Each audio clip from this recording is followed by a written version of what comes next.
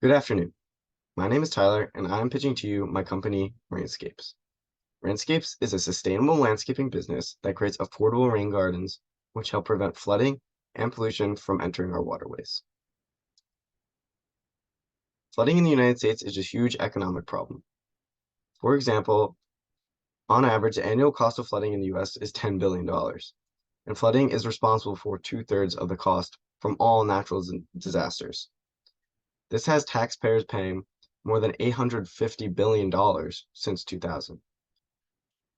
Not only this, but flooding is a huge problem of my hometown, Hillsborough, New Jersey. This is due to our soil having a high clay content, which prevents water from seeping into the ground, causing destruction of homes and property all throughout Hillsborough anytime it rains.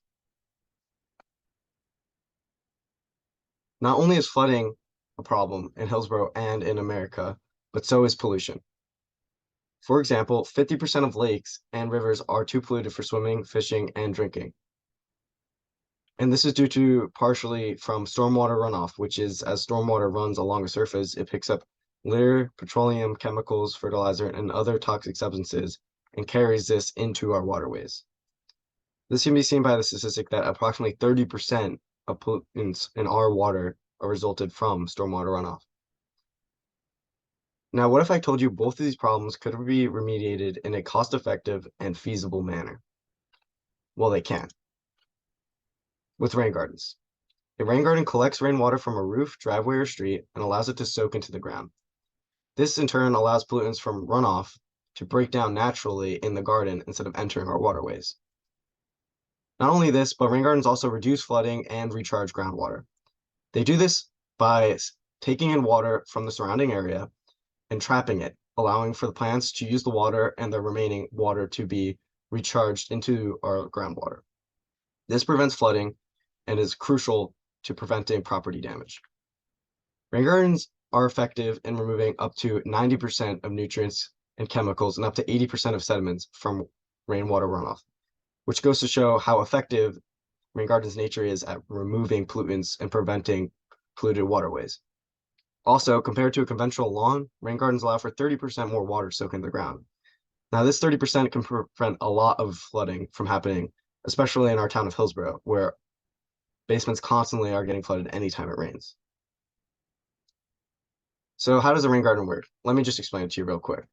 So basically, what you have here is a gutter, and it's going to drain into the rain garden, where there's a basin that collects this water and allows the plants to use it, and the remaining to enter into the ground.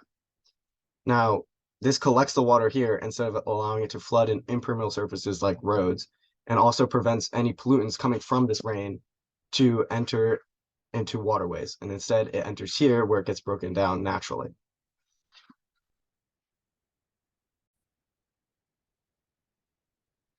To prove a rain garden's feasibility, I decided to build one myself and keep track of the money I spent. In total, I spent $142, which I thought wasn't too bad for the garden of my size. And over the course of 2 days and help from a friend, we were able to complete it relatively quickly.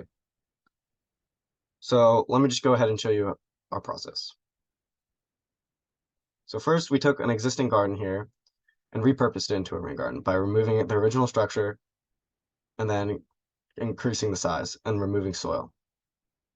After we removed the soil, we added an irrigation pipe that led to our gutter, which allows rain from our roof to drain into our rain garden. And as you can see here, it connects to the bottom of our gutter, which connects to our roof. Then we added native perennials that help to soak up this water and filter out pollutants. And then we added some mulch and some more rocks to prevent erosion. And overall, it only took us 2 days, which I thought was relatively feasible, especially for two 17-year-olds.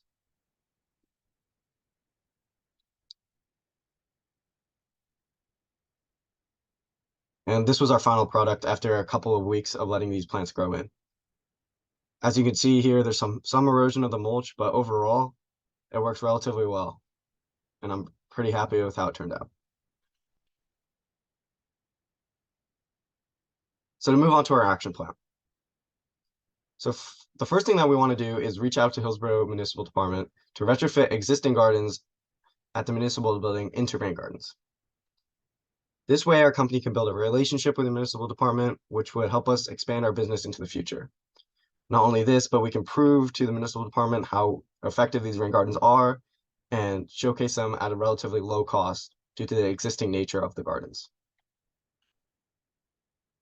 After building a relationship with the municipal department and working with them to add rain gardens to we'll work with them to add rain gardens to local parks and fields like this one. As you can see here, there's not a lot going on. It's just grass, and anytime it rains, this entire field floods due to the high clay nature of our soil. To remediate this issue, we could add rain gardens throughout the perimeter of the road and the backs of these homes to prevent these houses from flooding.